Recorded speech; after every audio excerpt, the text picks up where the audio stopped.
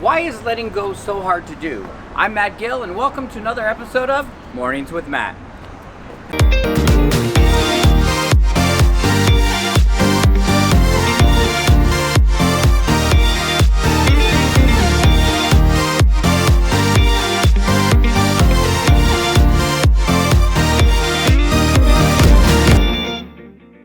Some of the most challenging times in life have been during times of transition or times of letting go. Like, how do we move forward when we feel stuck? How do we move forward when the future looks so uncertain? How do we let go of relationships or people or a job and make the transition when everything seems up in the air? So if I think back in my journey and my life, one of the most challenging times were during times of transition. Joining me right now is one powerful, amazing personal development, leadership development, business development coaches, the one and only Anne Fitzgerald. Welcome. Thank you. Thank you for being here. It's a huge honor to be on Mornings with Matt. I'm telling you how excited I am to actually have somebody with me and to share your knowledge. Like, this woman is so powerful as a coach and has done some phenomenal results in people's lives. Thank you. It's always an honor to work with people and have them share with me. And my job is really to uncover people's genius. Right. I just sort of facilitate it. They're already there. And in your coaching, you've helped a lot of people through different transitions in their life, whether it be a transition of a job or a transition of a relationship or transition of even a death. Yeah, or job position, right? When people transition to a larger job, and sometimes when people get a new boss.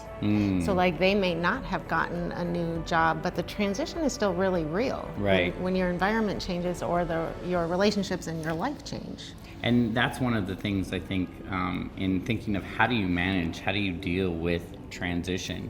One is just recognizing that there is a change or a loss, like really getting connected with your feelings of something, in looking at how am I truly feeling right now. I think a lot of people many times will hide their feelings or suppress their feelings, but there's value and importance in allowing yourself to feel what you're going through. Yeah, I think, even personally, I had a series of little events in the fall, and they may not seem little to some people, but my daughter moved to college, which is a wonderful event, right. Wonderful. And when my dog passed away, and my business changed, and it wasn't that any one of those things was this huge transition, right? But each had enough of its own that I really had to allow a lot of time and space, right, to be with all of those. And you bring up a good point that transitions don't have to be massive.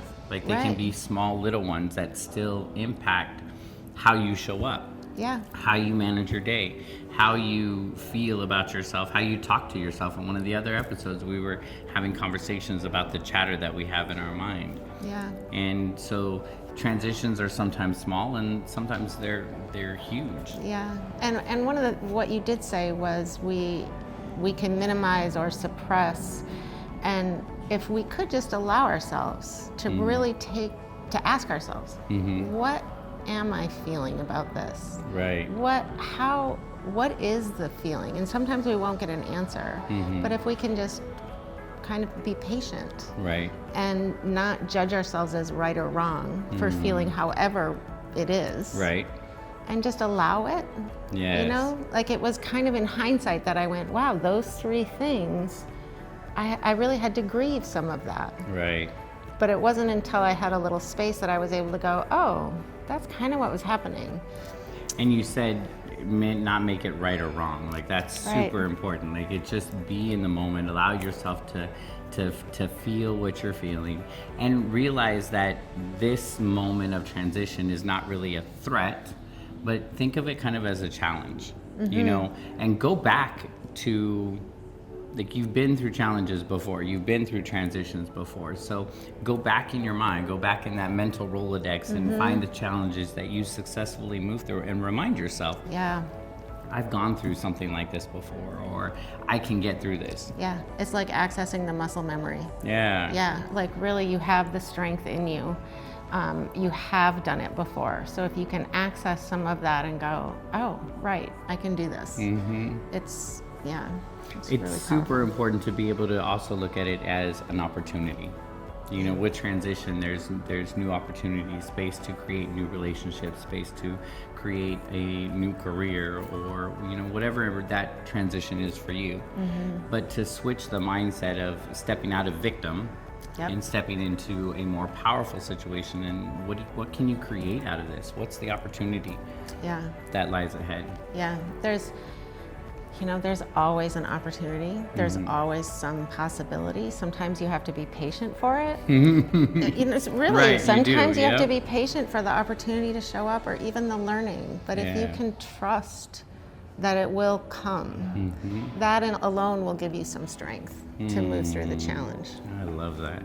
And look at what's the gift that comes in this challenge, or this transition. What's the gift for me? Is it the gift of opportunity to create new opportunities? Is it the gift of releasing a relationship that no longer serves you? Is it a gift of discovering new talents that maybe you hadn't tapped into before? Like discovering, as Lisa Nichols often says, sometimes our greatest gifts are wrapped in sandpaper. They often are. And so what's your gift? What's the gift that comes in this transition that you're moving through right now? Yeah. And sometimes it's possible that it's simply empathy for the next person, or the empathy for yourself, of recognizing what you're capable of, or being more able to understand others. I love that, because sometimes we'll do things for other people that we wouldn't do for ourselves. So you may push through this transition for the sake of somebody else before you'll do it for yourself. Find a support system, I think, is something that's super important as well. You know, find people in your community or in your home, or your family. And sometimes families aren't safe. You know, sometimes friends aren't safe. So that's why I love this tribe. I love this community. I love how we get to come together and celebrate each other and share our journeys with each other. Like, go to a community that can support you through that transition, that will remind you of your greatness, of how they see you, and remind you of some of the things that you've already gone through. Yeah, right. And to ask. Ask. It's okay to say, I need some support. It's okay to say, I'm going through a really hard transition. It's okay to say, I am challenged right now. Yes. And I could use you to listen. I would love it if you would take me to supper, right? Like, ask for help. And that can be challenging in itself for people. And for some, you may be sitting back and thinking, well, I don't know what I need. Yeah. And then one thing you could ask is, what would you do for someone? What might you need? Right. And sometimes if you don't know what you need, that will come too. And just being like, what do you need in this very moment? Yeah. I need someone to listen to me. I just need you to be here. I remember in one of my lowest points in life, I had a friend who said, I'll just come and sit. You don't have to talk to me. Right. That was huge. Yeah. Huge to have somebody offer that. And there's power in just the presence. Yeah. Yeah. And the space for me to figure out what I needed next. Right. Right? It's juicy. That's juicy. Yeah. So, as you're moving forward, as you're going into this transition, not only look at the gifts, not only find the gift wrapped in sandpaper, the transition, but really come up with a plan on how are you going to move forward. Yeah. Like, that's super key to getting to your next. Yeah. And part of what we just said is part of the plan. Have the space to be in the feelings. Right. Recognize that it's okay, anything you're feeling. Allow the feelings. Ask for support. Look at what is the next step. Like, what is the next step for me? You don't have to jump right into it, but starting to plan. And part of the way you can even figure out what the next step is to kind of look just at facts. Not at feelings so much. Right? But just at facts. What are the facts of what happened? Like you are a reporter. Write that down. Facts over feelings. Yeah, and like you are a reporter, like Right. what would a journalist say? What would a police officer write down in a report? You know, just the Right. facts, ma'am, right? Like, Right. what would they write down? And look at what the facts are and what is the next action that, based on those facts, Right. what should I do next? That is juicy, y'all, right there. Facts over emotions or feelings. Facts over feelings. Yeah, That is super key. yeah, and you can then pull your feelings in and be like, okay, is that right? Is that my next right move? Right. Sometimes a little fear is okay. Just because you're afraid doesn't mean it's not the next right move. There you go. And most importantly, be gentle on yourself. Super gentle. Like, be gentle. There's no time period as far as, okay, I should be over this by now. Sometimes transitions you can get over sooner, quicker, faster, and others take time. Yeah. So no matter where you are, don't judge yourself, but allow yourself to just be and to move through it. And take really good care of yourself. Yeah. Maybe you started with that, but take really good care of yourself, right? Extra time for self-care. I love it. Well, listen, I want to say thank you for being the very first guest I'm so on the Mornings honored. with Matt. And thank you for sharing your knowledge. Listen, Annie is a phenomenal, phenomenal coach, and I'm so excited to have her on the show. What I love about this show and what I love about our community is this is the place that we get to come together, that I get to share my journey and you get to share your journey, and together we get to celebrate each other. And so I'm your brother in this journey, and I celebrate you. Thank you, Annie, for being here. Thank you. And we'll see you on the next episode.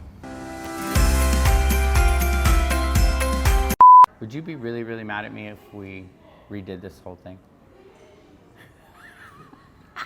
Would you be mad at me if I had you on my episode? No. Okay, great. What are we going to do?